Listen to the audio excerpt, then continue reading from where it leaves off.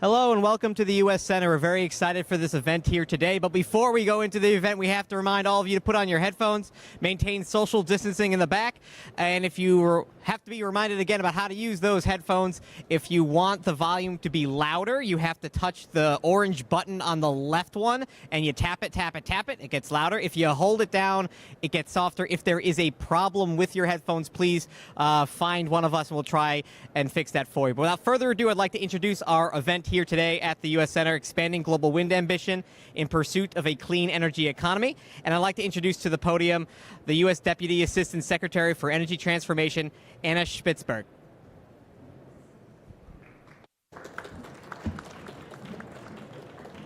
Good afternoon and welcome. It's so wonderful to see everyone today.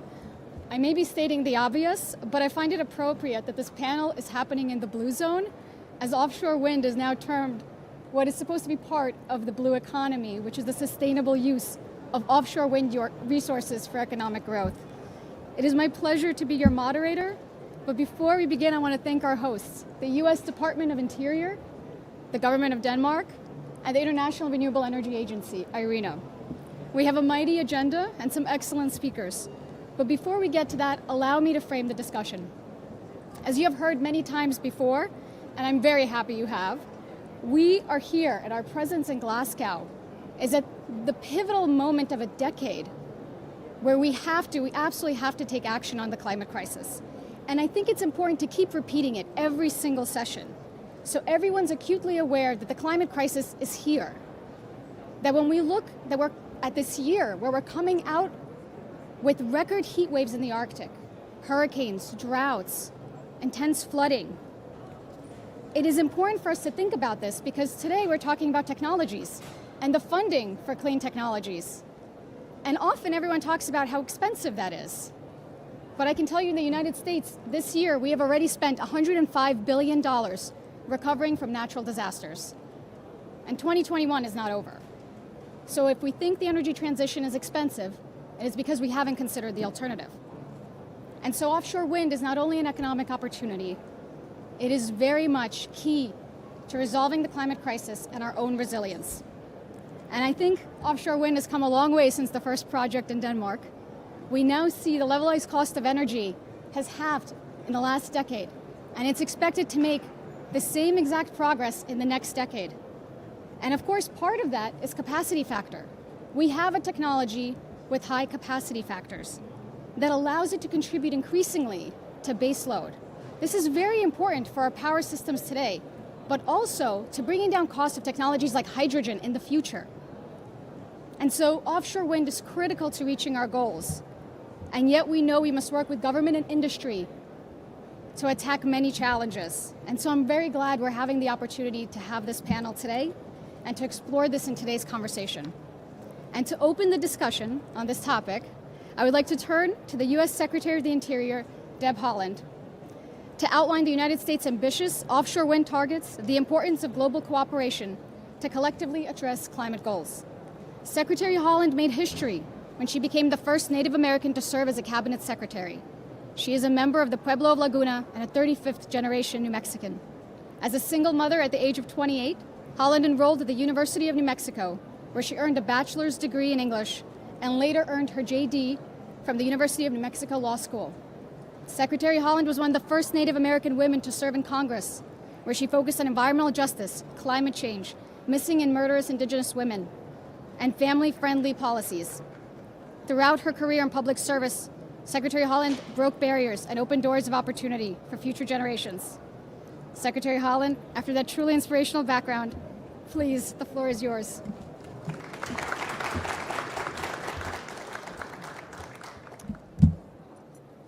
Thank you so much. Thank you. It's great to be here. Really happy to see you all, and hello to everyone. On behalf of the President of the United States, Joe Biden, I'm incredibly honored to join world leaders for this COP26 Energy Day event.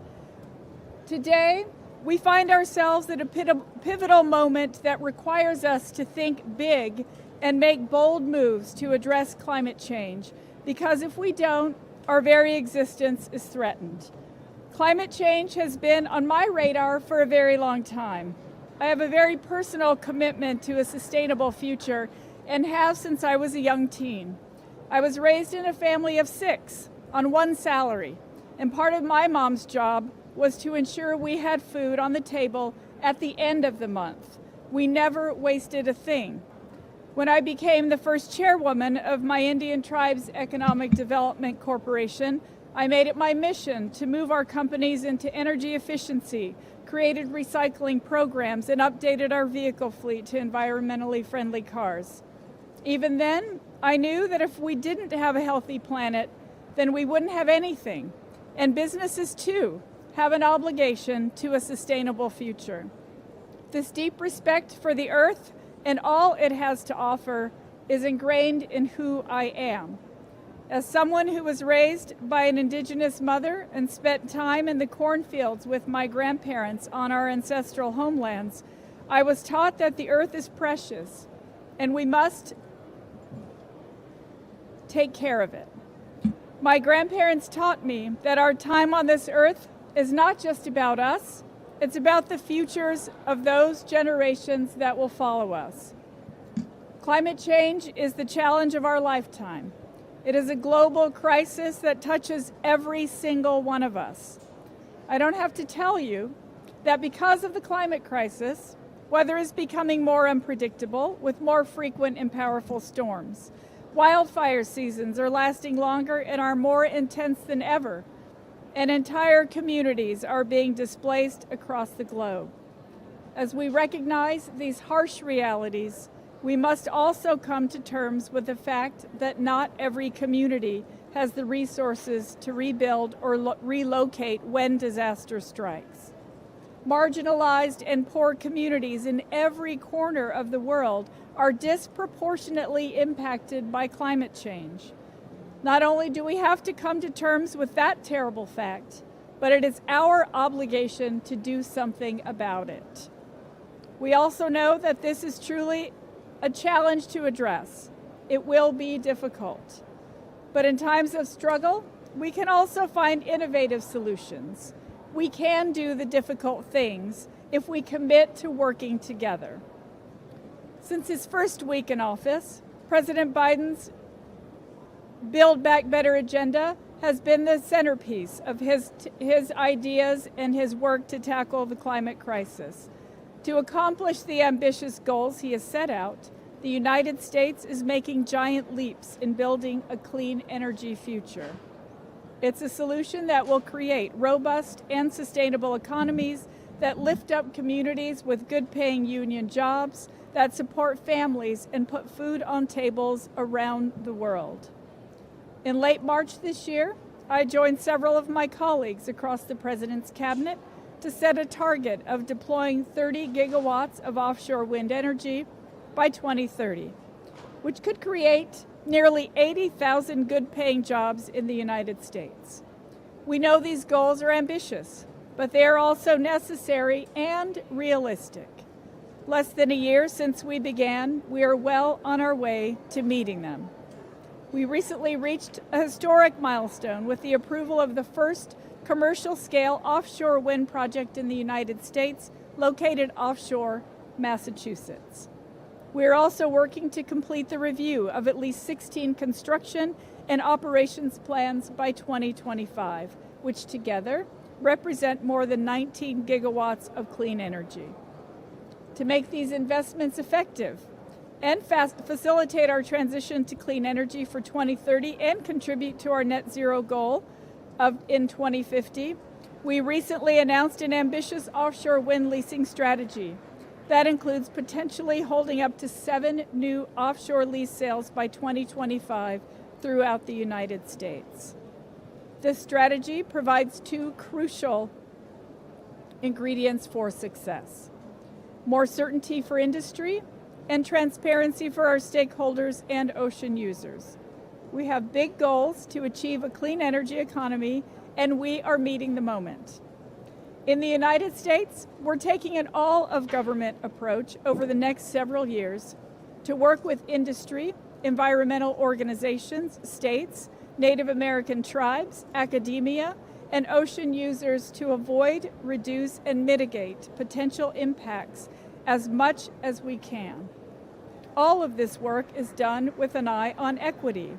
In each step, we're thinking about the communities who disproportionately bear the burdens of climate change because of marginalization and communities who rely on the ocean for their livelihoods.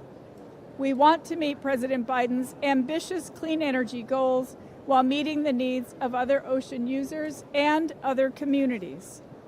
To create transparency, our strategy serves as a roadmap to ensure local governments, industry, ocean users, tribes, and other impacted communities know exactly where we're headed and how we plan to achieve a clean energy future by 2030.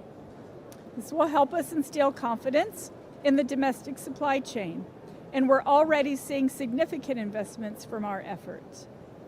In fact, a recent report indicates that the United States' growing offshore wind industry presents a $109 billion opportunity in revenue to businesses in the supply chain over the next decade. Having a clear path forward can also help spark economic growth and create opportunities for underserved communities. This multi-year leasing roadmap demonstrates our commitment to accelerating our nation's transition to a clean energy future. We know that much of the world is already heading in this direction. We intend to make so much progress that we in our country's transition to clean energy will be unstoppable. We know it's a tall order, but we're fully up to the challenge. Now, I know that compared to our friends in the UK or Denmark, our renewable energy program is fairly new. But that means we have the benefit of learning from some of the programs that have been around for decades. We'll continue to actively engage with our international counterparts, particularly those across the Atlantic, to learn from their experiences and share lessons on developing energy resources safely and efficiently. We continue to strengthen and expand our global ties with other regulators in this sector. Examples of these strong relationships are visible in our memoranda of understanding and ambitious work plans for engagement with the governments of Denmark, the Netherlands, Norway, and others, all focused on offshore wind. We're currently engaged in formal offshore wind strategic dialogue with the UK, bringing technical experts from both countries together for a series of workshops to discuss the most difficult challenges that both of our countries face to find the solutions that will benefit the industry.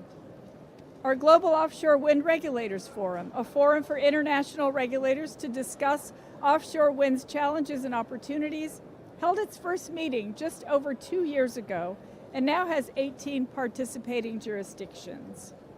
We also recognize the importance of giving back.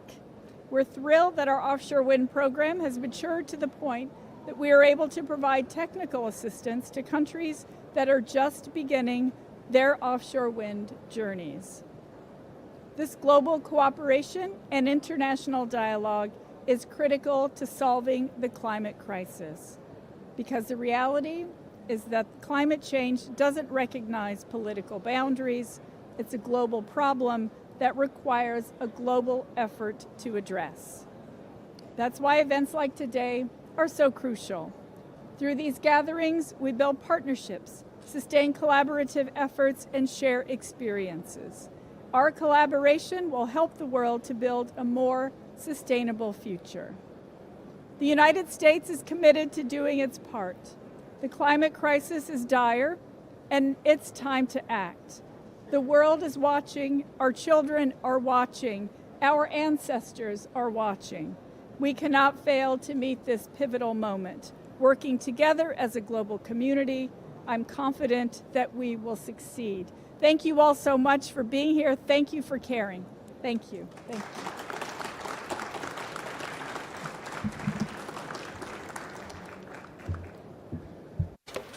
Thank you so much, Secretary Haaland, for reminding us that the importance of equity and economic growth need to be echoed not just locally, but globally. To continue the discussion from a European perspective, we will now hear from Jeppe Kofod, Danish Minister for Foreign Affairs, on Denmark's long history in offshore wind and the contributions of technology and innovation to address climate challenges with ocean solutions. Minister Kofod has been serving in his position since June 2019. Before that, he was a member of the European Parliament, where he served as Vice President of the Socialists and Democrats Group and the Vice Chairman of the EU-US delegation. And he started his political career as member of the Danish Parliament for the Social Democratic Party, serving as chairman. Minister, we're honored to have you here. The floor is yours.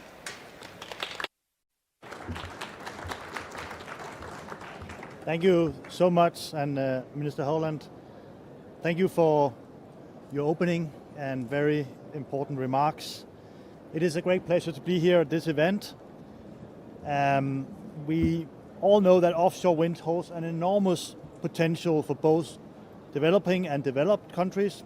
It's also key if we want to stay below 1.5 degrees, and we should do that. We should aim to ensure that Paris Accord, that we can achieve that together. So it's very important that we have that in mind, what we are doing. Successful international expansion of offshore wind requires partnerships. Denmark has established energy collaboration with 19 countries around the world, including US and UK. Through these partnerships, we share Danish know-how and to advance renewable energy in partner countries. As mentioned by Minister Holland, the Biden administration have high ambitions for offshore wind. Denmark, we are ready to share our experience with the federal government and ambitious states to create Danish-American partnerships contributing to both job creation and a successful green transition. Offshore wind is an essential part of an inclusive and just transition, creating new green jobs for local communities. The Danish government has set a 70% reduction target by 2030. We are well on the way. 52% of our electricity comes from wind and solar today. And our successful transition is based on bipartisan political leadership and visionary innovations from the private sector. Denmark was an early pioneer, was also alluded to. The world's first offshore wind farm was installed in Denmark actually exactly 30 years ago in 1991. What started as an experiment and heavily subsidized technology has matured into a competitive and world-leading wind industry. The expansion of wind energy carries some initial cost for all countries, but today, onshore wind is the cheapest electricity source available in Denmark, together with solar. Offshore wind in mature wind markets in Northern Europe is already cost competitive. With our recent decisions to create the world's first energy islands, we have taken a new leap in offshore wind innovation. With two 12 gigawatt islands will produce enough electricity to cover the needs of 12 million households in Europe. It's just in just a few years, Denmark will produce more than 100% of our electricity from renewable energy and become a net exporter of green electricity. We will be able to produce green hydrogen and hydrogen-based fuels. These fuels will form the basis for decarbonizing shipping and other hard-to-abate sectors, as well as for export, of course, of green fuels. So, Denmark and Danish wind companies are ready to form partnership for the green transition. We have some experiences and legacy. We are so happy to partner also with the US and others to ensure that we deliver on the Paris Accord, because as you also said rightly, we cannot afford to deliver a planet to the next generation where we do not meet the Paris target. So thank you so much for listening. Thank you.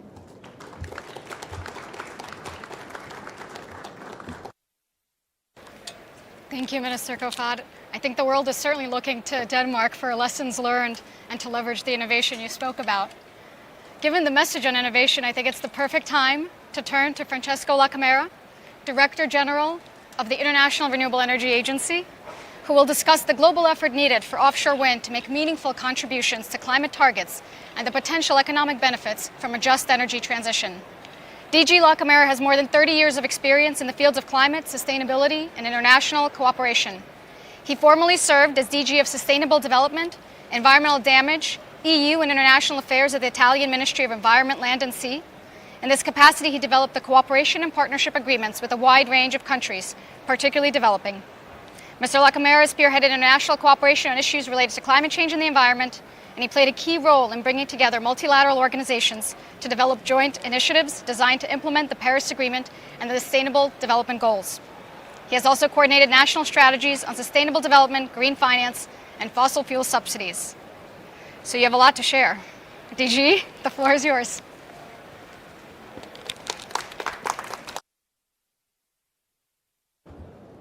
So, grazie a tutti.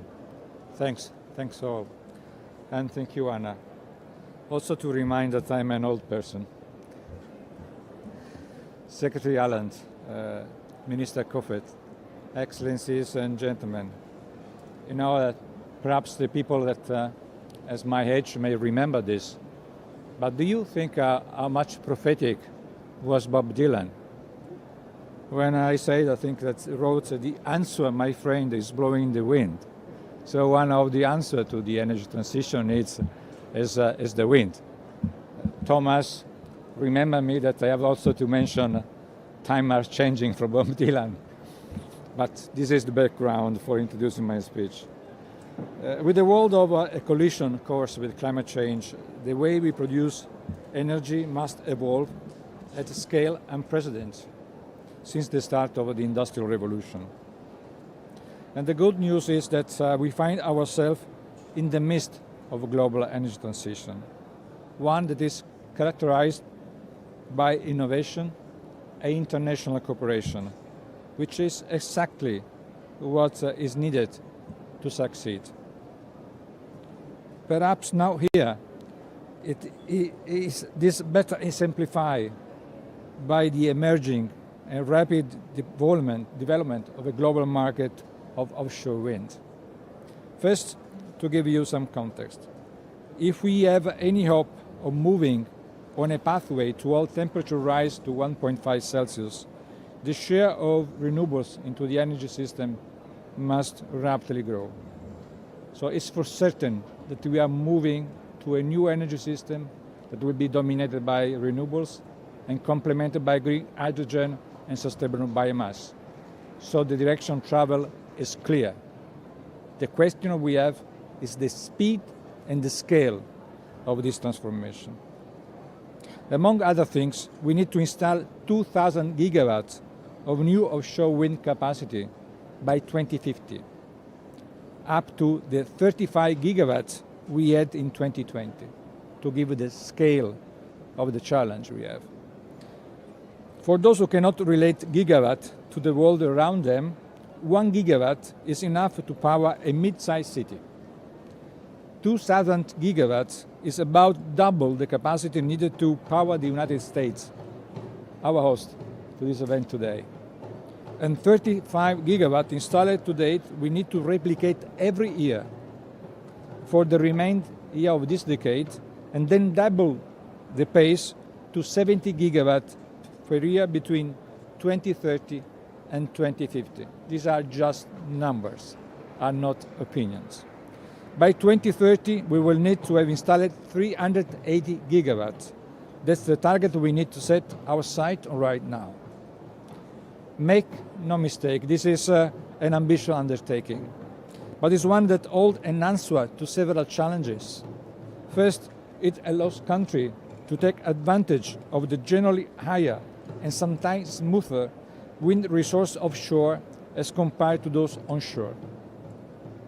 It also avoids some of the problems associated with onshore wind, including sometimes transmission congestion, land limitations, and sometimes social acceptance.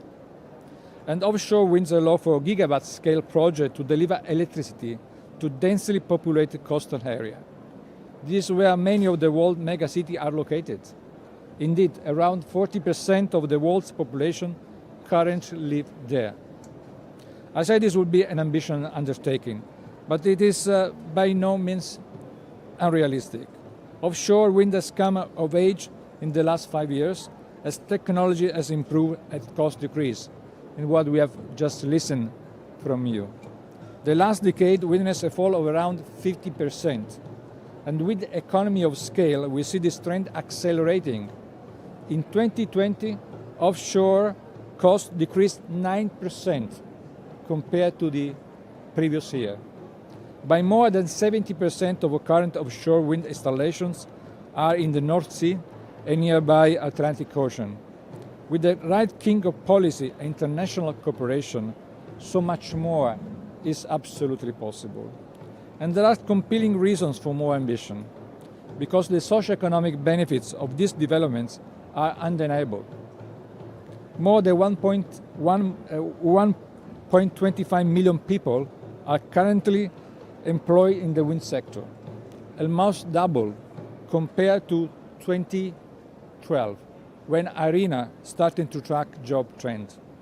The offshore share of the total is growing. But despite progress, there are still gaps between the targets set by countries and the ambition needed by the climate.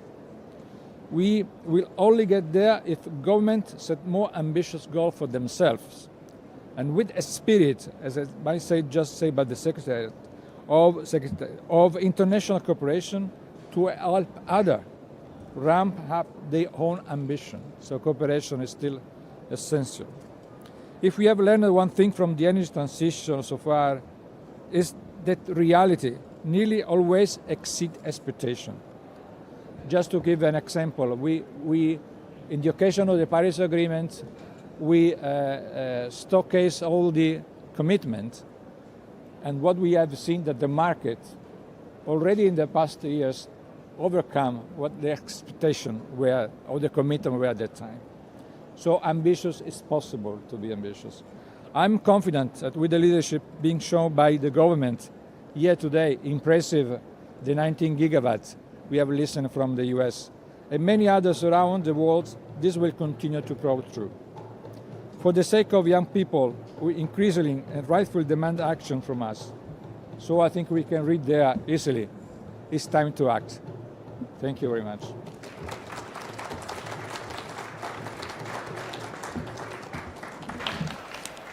Thank you, Director General. Did I hear correctly? 1.25 million people employed by the wind sector? I think it's important to highlight those numbers as we talk about economic growth and innovation and potential. So I'm going to reiterate it, 1.25 million people employed by wind. We will now move to the fireside chat between DG La Camera and Thomas Anker Christensen, Danish Climate Ambassador for Denmark. Though he has been in his current role since February 2019, Ambassador Christensen has had many years of experience in climate diplomacy. He has been the head of department for the Ministry of Foreign Affairs, Center for Global Challenges, where he established 3GF, an international partnership for green transition. Prior to that, the ambassador was head of cabinet for the President of the General Assembly, focused on the implementation of the Paris Agreement and the UN Sustainable Goals. And before that, he was head of the climate team with responsibility for preparing and conducting the 2014 UN Climate Summit. So I imagine you feel right at home. Ambassador, please.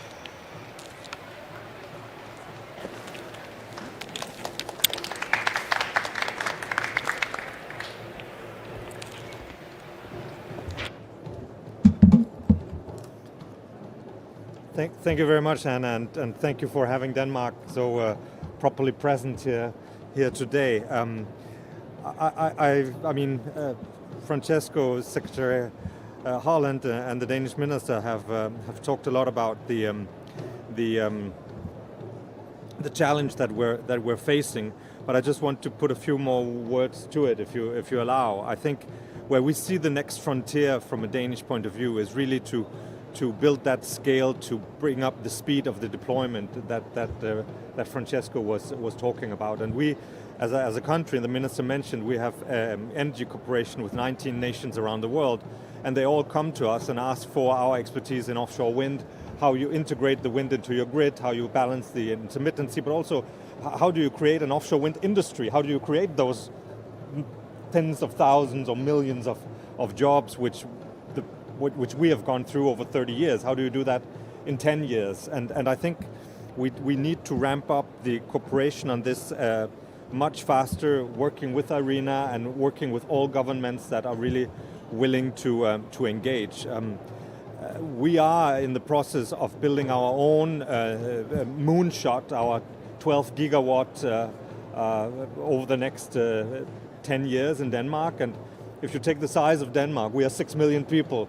And that's almost a third of what you're doing in the U.S. So, I mean, we are trying really to push the boundaries of it at home, but it doesn't really make a huge difference what we do if we can't really get others to follow the same route. The job creation impact in Denmark that we have seen in the first phase of our rollout has been almost, between 10 and 15,000 jobs per gigawatt. Of course, there's a diminishing, the scale diminishes as we move forward because that's in the first construction phase of the first gigawatt. But clearly there's a huge job potential, and the Danish government has decided to end oil and gas exploration fully in the North Sea and turn our part of the North Sea from an oil and gas sea to an offshore wind sea, and in a way to put our money in banking on offshore wind and green hydrogen created from the offshore wind as the fuels for the future. So Secretary, when you talk about the past generations that are looking over our shoulder, I think also future generations are looking over our shoulder, because what we do right now actually decides their fate and what happens going forward. And we strongly believe that we have it in our hands to make that transition, to change our future by greening our energy systems. But the global impact will only happen if we collaborate. 12 gigawatt in Denmark or 30 gigawatt off the US coast will not change the thousands of gigawatt that are needed unless we work together, and that's sort of my main message. And we're very happy to partner with the US and IRENA in doing this. Thank you.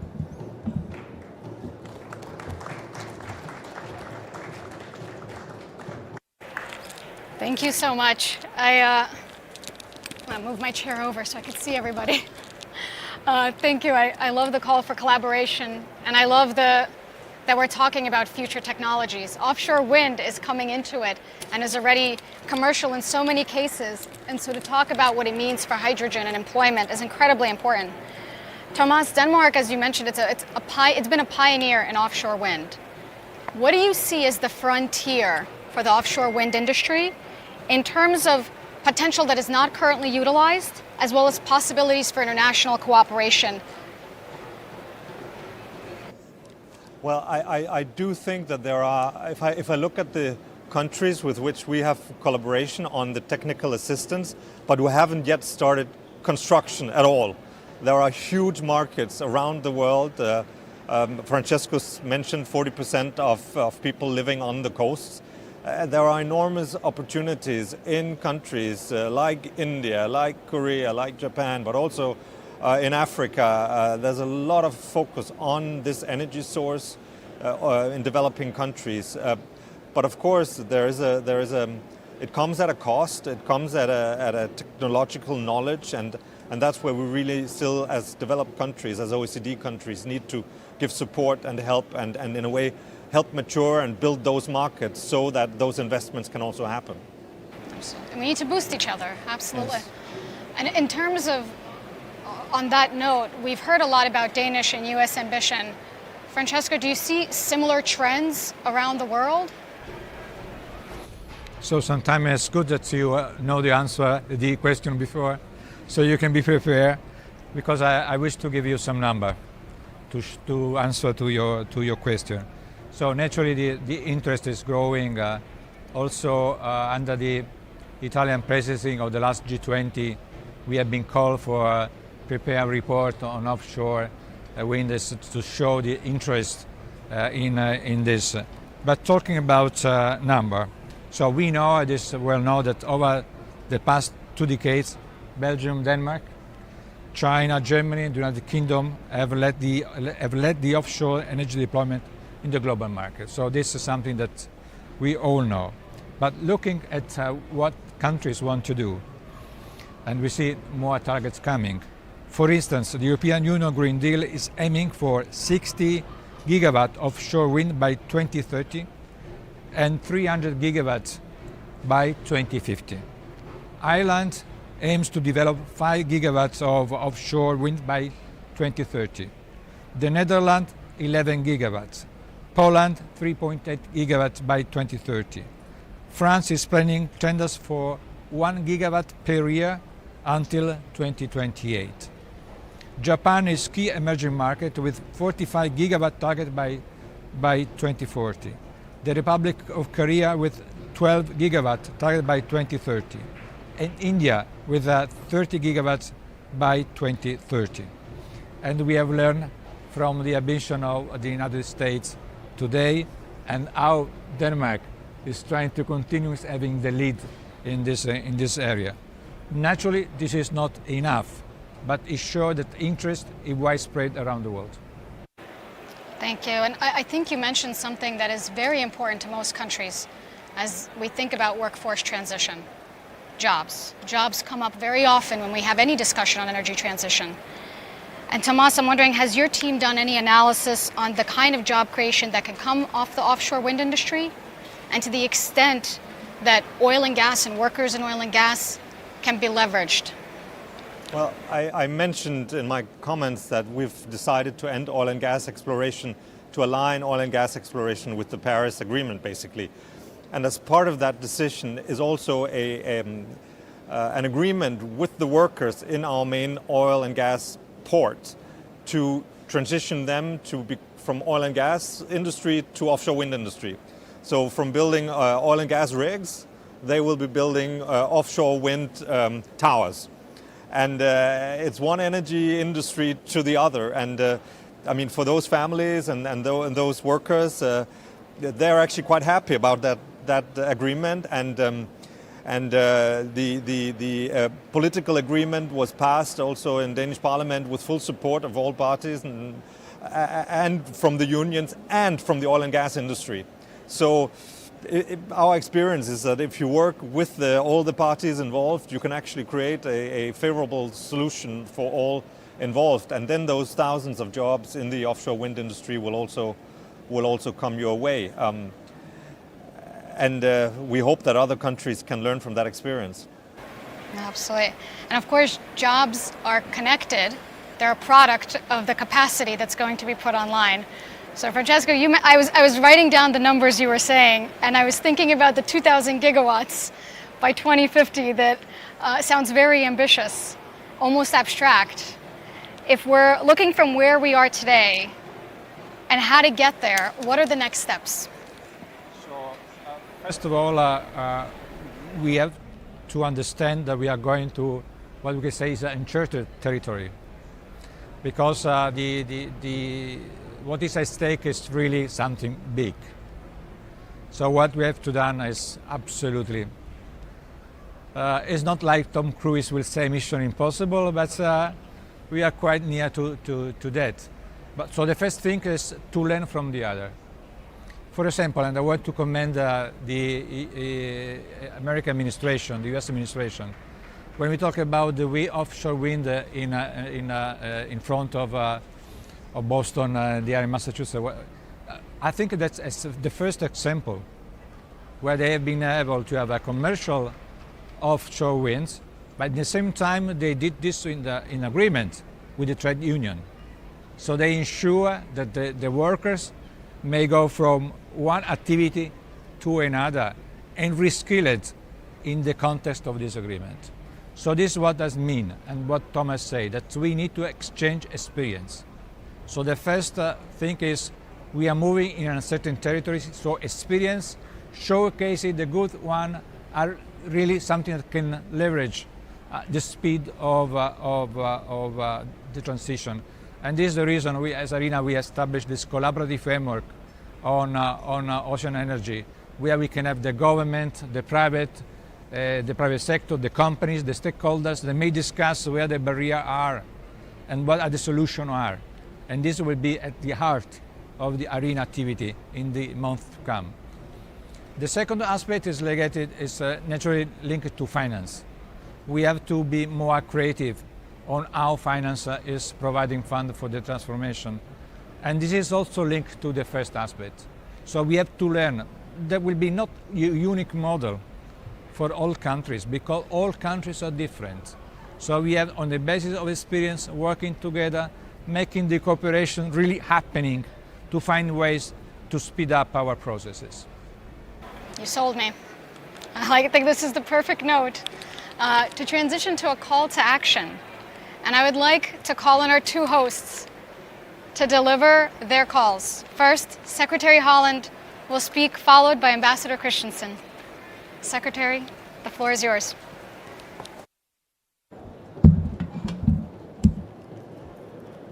Thank you all so much. I have enjoyed the conversation immensely. So thank you all so much, everyone, for being here today.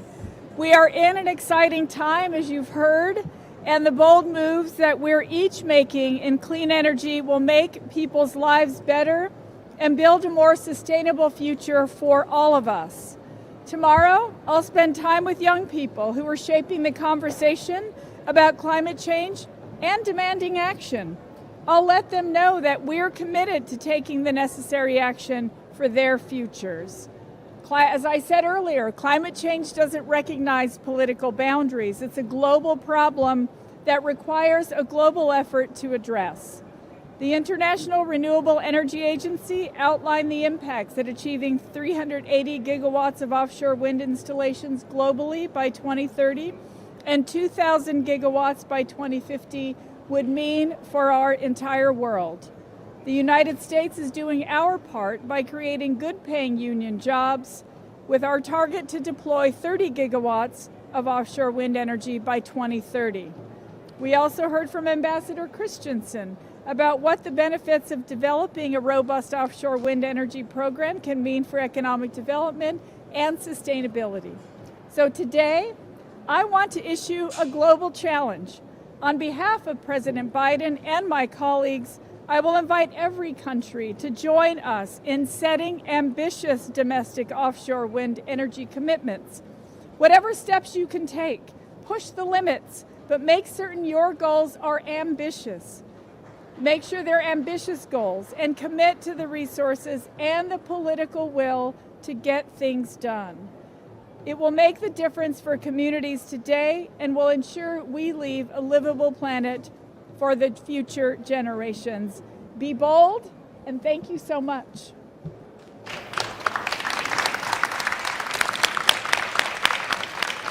Thank you so much, Secretary. Ambassador, may I pass the baton? Should I go up there? Yes, please.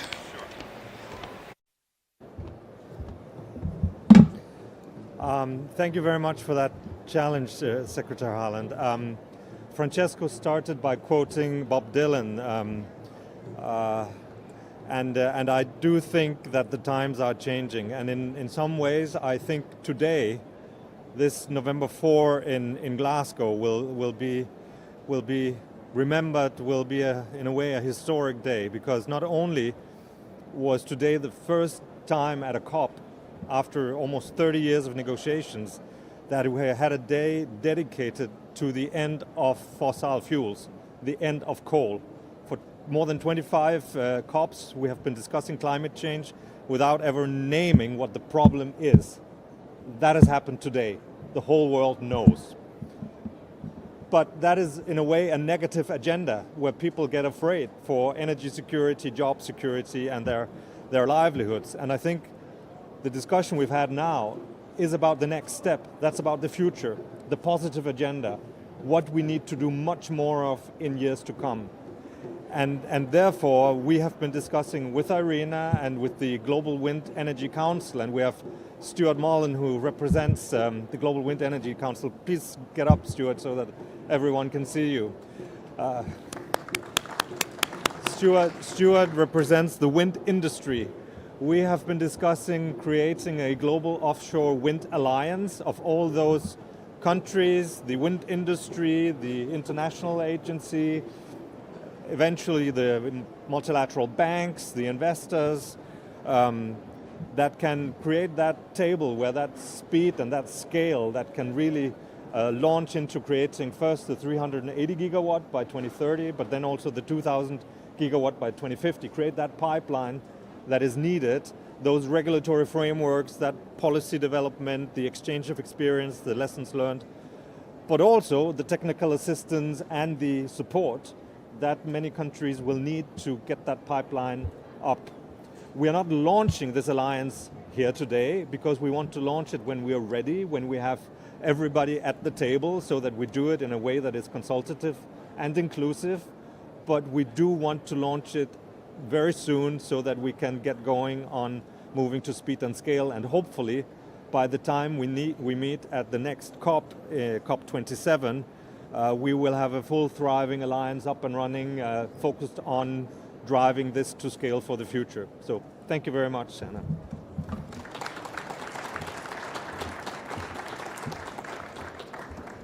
Thank you so much, Secretary Holland and Ambassador Christensen, for the stirring calls to action. I strongly believe offshore wind will play an important role in achieving many of our country's goals. If you weren't excited about offshore wind before, I can't imagine you aren't today. I see nods, and I like that. And I'm personally also excited for the alliance that you spoke about, and it's great to hear it. I don't know if others are reading the news, but I hope everybody's tracking that the temperature predictions based on the pledges that are made at COP are significantly below what we thought before coming in to COP. This is incredibly important, so I hope all are looking at this. And on Monday, I was sitting right there as U.S. National Climate Advisor Gina McCarthy was here to open the U.S. pavilion. And at one point, she emphatically turned around and said, and by the way, we're kicking butt in offshore wind. And she's right. And that excitement and that level of excitement is exactly what we need to see. And the energy that I feel here is just incredibly touching. And we have heard the need to clear the pathway to 380 gigawatts by 2030, to 2,000 gigawatts by 2050. And the innovation and the economic growth that everyone spoke about, those are the walking sticks to get to those goals. And there are challenges, but I think with leadership like we have here today, that we have had at the mic today, we are absolutely bound to get there. There's much to be done, and a lot of it will be done with collaboration and cooperation. So thank you everyone for the good work and for being here, and I hope we will all continue to do what we're doing today.